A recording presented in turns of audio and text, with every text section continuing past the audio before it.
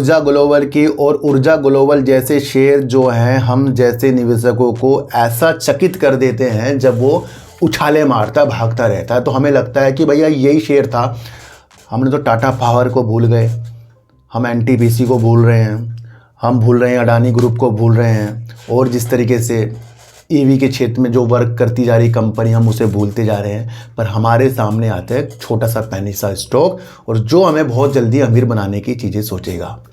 मान लो आपकी दुकान की सेल 2 लाख की हो, कि आप 3 महीने में सेल करते हो, तो आपकी सेल्स के हिसाब से आपके शेयर की प्राइस क्या काफ़ी ऊपर होगी? नहीं हो सकती, वो 2 लाख के हिसाब से होगी।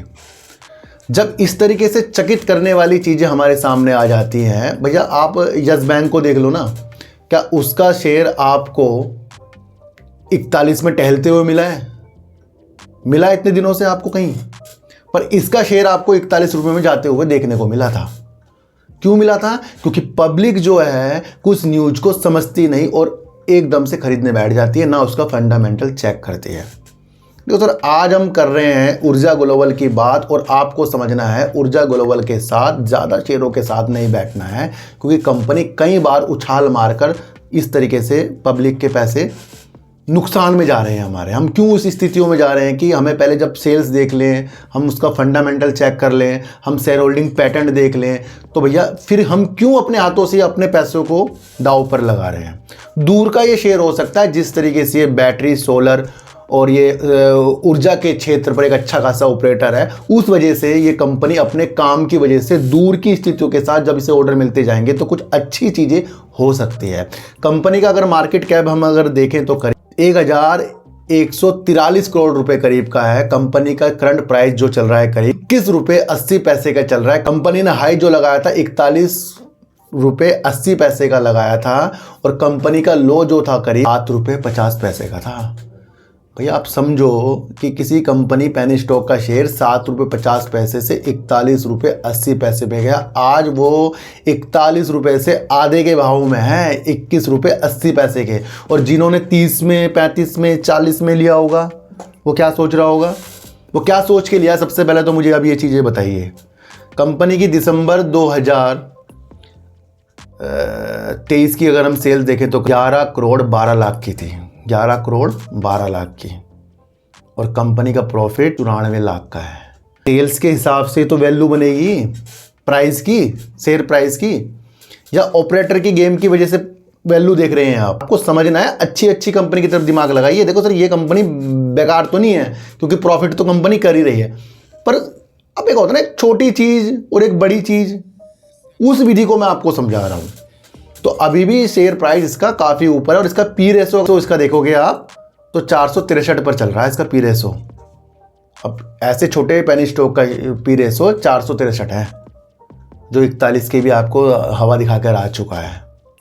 तो थोड़ा स्थिति को हमें समझना है कि भैया सेल्स के हिसाब से, काम के हिसाब से वैल्यू लगाओ शेयर प्राइस की। ये नहीं कि जो भी ये वीडियो बना रहा है आप उसे खरीदने के लिए तैयार हो जाओ। मैं ऐसे बेकार नहीं बता रहा हूँ, मैं कोई सी कंपनी को बेकार नहीं बताता भैया, मैं तो वजूद दिखा रहा हूँ, आपको चीज़ें समझा रहा हूँ। दूसरा, अगर हम इसका शेयर होल्डिंग पैटर्न देखें तो लगातार प्रमोटर अपनी होल्डिंग को कम करते जा रहे हैं। पकड़ा किसे रहे हैं? पब्लिक को पकड़ा रहे हैं, क्योंकि हर एक जगह ऊर्जा ग्लोबल, ऊर्जा ग्लोबल।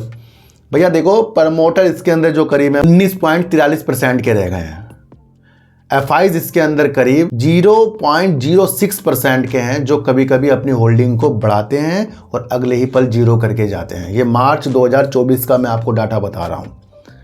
डीआईज को पिछले दिसंबर 2022 से अभी तक कुछ नहीं दिखा, जीरो है, कोई उनकी होल्डिंग नहीं है।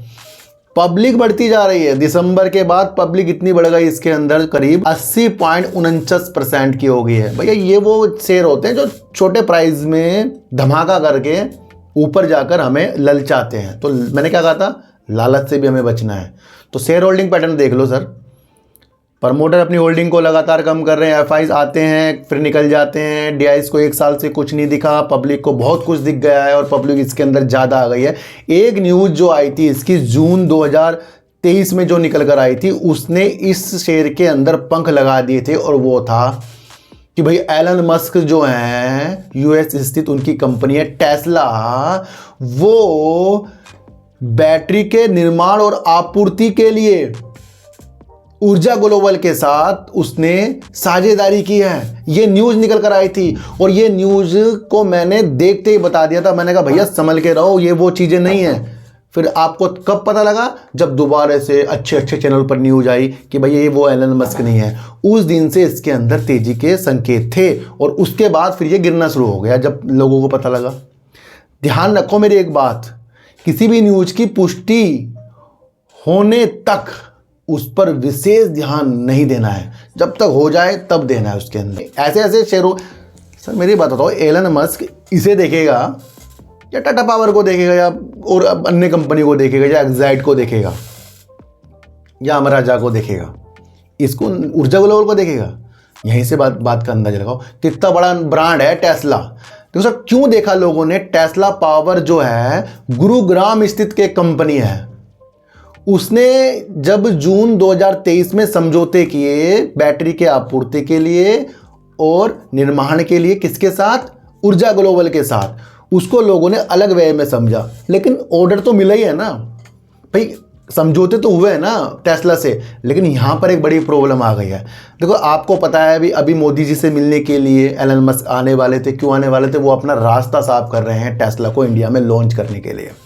पर टेस्ला को जब पहले से उनको देखने को मिला टेस्ला पावर यहाँ पर एक कंपनी वर्क कर रही है 2022 से, तो उन्होंने इसके लिए उनको मना करा, पर वो नहीं माने। उन्होंने फिर इनको कानूनी चीज़ों के साथ आगे बढ़ाया और अब ये दिल्ली उच्च न्यायालय में एक रिकॉर्ड में पाया गया है कि ट्रेडमार्क जो है एलन मस्क का टेस्ला, उसका यूज किया गया है, तो उन्होंने इसके लिए कानूनी कार्रवाई कर दी है। अब इसकी सुनवाई फिर से 22 मई को होगी। यहां से निगेटिव असर पड़ गया है क्योंकि टेस्ला पावर वही कंपनी है जिसने ऊर्जा ग्लोबल के साथ समझौते किए हैं। अब उसके ट्रेड मार्क पर जब कुछ चीज़ें आएंगी कि वो यूज कर रहा है गलत तरीकों से किसी और का ट्रेड मार्क, तो वहां पर स्थितियां क्या आएंगी? निगेटिव आएंगी। समझ में आया? टेस्ला जो है एलन मस्क की कंपनी है, पर इंडिया की जो कंपनी गुरुग्राम स्थित है टेस्ला पावर, और वो यूएस से भी ब्रांड उन्होंने लिखा है, तो उसके ऊपर आपत्ति जताई है। कानूनी कार्रवाई हो रही है इसके अंदर उस नाम के लिए जो ब्रांड का नाम यूज किया जा रहा है। ये ट्रेडमार्क होता है। जब कोई कंपनी अपने नाम को ट्रेडमार्क ली जाती है भैया, उसको कोई और यूज नहीं कर सकता, और कभी वो यूज किसी और कंपनी को है तो उसके ऊपर केस भी किए जाते हैं। तो क्या होगा? यहाँ से निगेटिव हो गया है।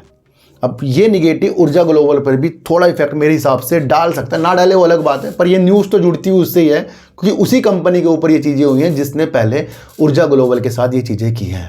समझ में आया? तो ऊर्जा ग्लोबल के साथ भैया दूर की स्थिति आपको देखनी है, पास की स्थितियों में कभी बहना मत। पहले आपको देखना है प्रमोटर क्यों और एफआईज क्यों और डीआईज क्यों और पब्लिक क्यों इतनी हो रही है, ये आपको समझकर चलना है। दूसरा, सेल्स बढ़ती जाएगी तो भैया प्रॉफिट बढ़ता जाएगा। जब सेल्स बढ़ती जाएगी तो इसको प्रोजेक्ट अच्छे मिलते जाएंगे, वो चीज़ें क्या आएंगी? निखार होंगी। जब तक के प्रॉफिट करता जा रहा है, होल्ड करने की स्थितियाँ इसके अंदर बनती जा रही है। और क्वार्टर 4 का रिजल्ट आएगा, उसे आपको देखना है।